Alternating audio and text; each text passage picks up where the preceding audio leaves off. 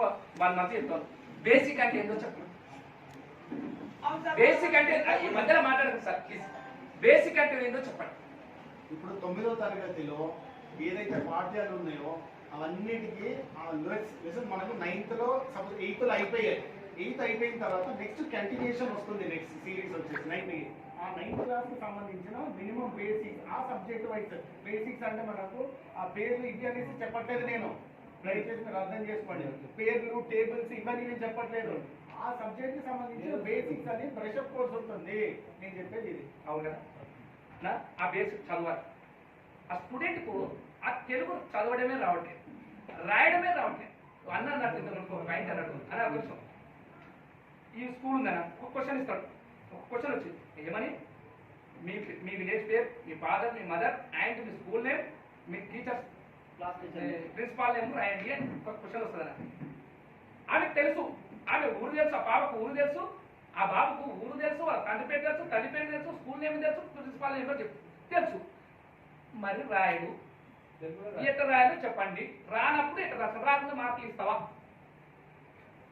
చెప్పు. గదొకటే పాయింట్ చెప్పినాను. నువ్వేమంటావు దానికి బేసిక్ అంటే అదేనా మీరు దాన్ని రాయనికనే వస్తలేదు, అది రాయనికనే వస్తలేదు అన్న, అది రాయనికనే వస్తలేదు. మరి రాయండి. నువ్వు క్వశ్చన్ అట్లా ఇచ్చినావు.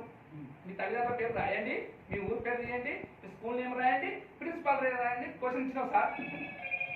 తెలుసు సార్, తెలుసు, ప్రిన్సిపాల్ పేరు తెలుసు, స్కూల్ నేమ్ తెలుసు, ఊరు పేరు తెలుసు, కానీ రాయనికి వస్తుంది. మరి ఎట్లా మార్పు ఎట్లా అవుతాం?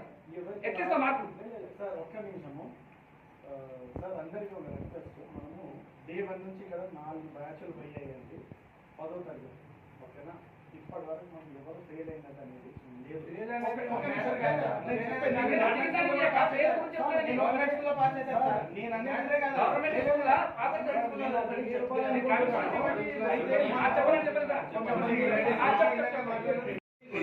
కొంతమంది ప్రజలకు ఇప్పుడు సార్ అన్నట్టుగా కొద్దిగా వెనకబడి ఉండే. సో మనం ఏం చేసాం, వాళ్ళని స్పెషల్ డ్రైవ్ పెట్టేసి అన్ని నేర్పించి పర్ఫెక్ట్ చేస్తాం.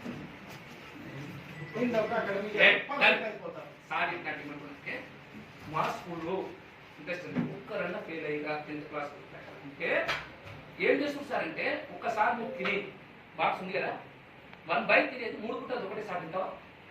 డైజెషన్ అవుతుందా నీకు? ఎంత బాధని పడుతుంది? ఏమంటున్నాడు సార్ అంటే ఒకటే ఎగ్జాంపుల్ చెప్తాను. నువ్వు మార్నింగ్ టిఫిన్ చేసేది సాయంత్రం దగ్గర తినేది మొత్తం ఒకటేసారి తిను. వాళ్ళని 1 year ఎట్లా ఒత్తిడి చేసి ఇంప్రూవ్ చేయగలుగుతున్నావు? వాళ్ళ పిల్లల్ని ఎంత ప్రెషర్ చేస్తే కానీ ఆ సిచ్యువేషన్కి వస్తారు. వాళ్ళ ప్రాబ్లం ఏంటి అసలు నీకు అసలు అర్థమవుతుందా? ఏం మాట్లాడుతున్నావు? నీకు అర్థమవుతుందా అంటున్నా.